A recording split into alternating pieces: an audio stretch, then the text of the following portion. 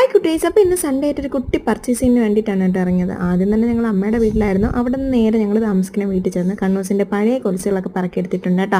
അപ്പോൾ ഇതിൽ കണ്ണൂസിൻ്റെയും കല്ലൂസിൻ്റെയും പഴയ കൊലുസുകളുണ്ട്. പഴയ കൊലുസ് എന്ന് പറഞ്ഞാൽ ഒന്ന് കളഞ്ഞിട്ട് വന്നതാണ് ആശാത്തി. അപ്പോൾ എന്തായാലും കുറച്ച് ദിവസം കൊണ്ട് കൊലിച്ചില്ല നടന്നുകൊണ്ട് അങ്ങനെ കൊലുസ് വാങ്ങിക്കാൻ വേണ്ടി പോയി കേട്ടോ. അപ്പോൾ ആദ്യം ഒരു കടയിൽ കയറി അവിടെ ചെന്ന് ക്രിസ്റ്റൽ കൊലുസുകളാണ് നോക്കിയത്.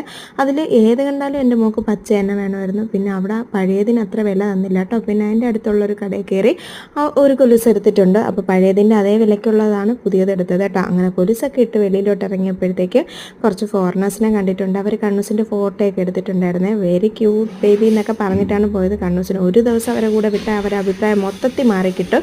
അതിനുശേഷം അങ്ങനെ രാമേന്ദ്രയുടെ അങ്ങോട്ട് പോയിട്ടോ. അപ്പോൾ നമ്മുടെ കണ്ണൂസിന് പാനിപ്പൂരി വേണമെന്ന് പറഞ്ഞ് ഒരേ വശമായിരുന്നു. പിന്നെ രാമേന്ദ്രയിൽ ഞാൻ കയറി ഒരു ഗിഫ്റ്റ് വാങ്ങാനാണ് പോയത്.